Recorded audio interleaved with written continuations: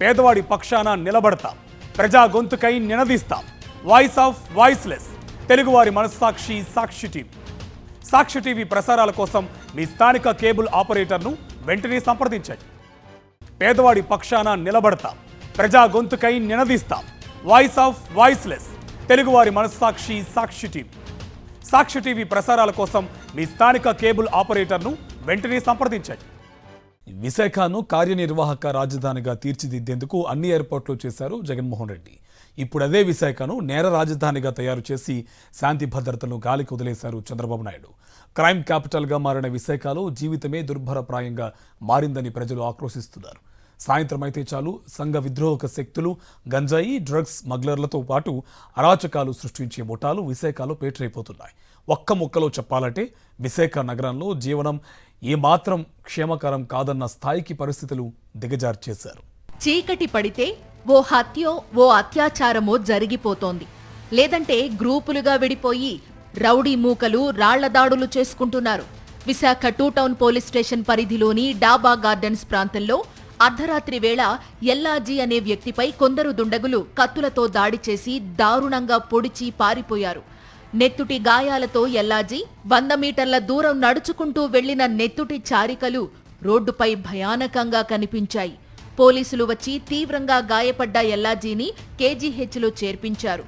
కొద్ది గంటల్లోనే చికిత్స తీసుకుంటూ ఎల్లాజీ మృతి చెందాడు. ఇక్కడ ఈ ఘోరం జరిగిన సమయంలోనే ఇదే విశాఖ నగరంలోని కంచరపాలెం పోలీస్ స్టేషన్ పరిధిలోని రైల్వే గ్రౌండ్లో కొందరు వ్యక్తులు 2 ముఠాలుగా ఏర్పడి ఒకరిపై ఒకరు రాళ్లు రువ్వుకున్నారు. ఈ దాడిలో 2కి తీవ్ర గాయాలైతే వారిని పోలీసులు ఆస్పత్రికి తరలించారు. దీనికి కొద్ది రోజుల ముందే గోపాలపట్నం పోలీస్ స్టేషన్ పరిధిలో పీకల దాకా మద్యం తాగిన ఓ జులై 4గురిపై దాడి చేసి గాయపరిచాడు. ఆరిలోవా, గోపాలపట్నం, కంచరపాలెం ప్రాంతాలు గంజాయి ముఠాలకు కేర్ ఆఫ్ అడ్రస్ గా మారాయి.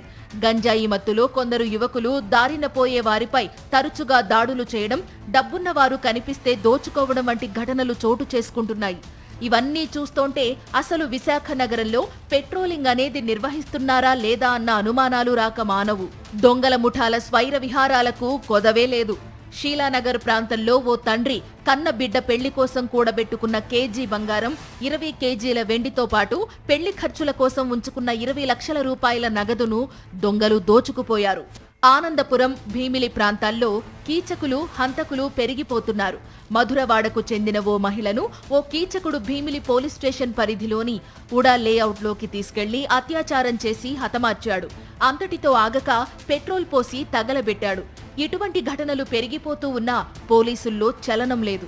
ప్రజలేమో భయంగా బిక్కుబిక్కుమంటున్నారు.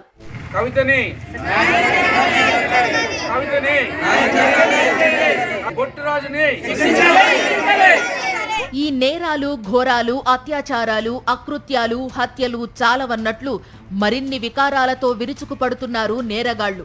కూటమి అధికారంలోకి వచ్చాక గంజాయి స్మగ్లింగ్ తారాస్థాయికి చేరింది. ఇప్పుడు దాన్ని తలదన్నేలా డ్రగ్స్ రాకెట్ వెలుగులోకి వచ్చింది. 25 గ్రాముల డ్రగ్స్ కేసు విశాఖ పరువును బంగాళాఖాతంలో కలిపేసింది. ఈ కేసులో అసలు దోషులు కూటమి నేతల పుత్రరత్నాలు కావడం వల్లనే పోలీసులు వారిని కాపాడుకొస్తున్నారన్న విమర్శలు వెల్లువెత్తుతున్నాయి. సాయంత్రం దాటితే చాలు విశాఖ నగరంలో బయటకు రావడానికి ప్రజలు భయభ్రాంతులకు గురయ్యే పరిస్థితులు నెలకొన్నాయిప్పుడు.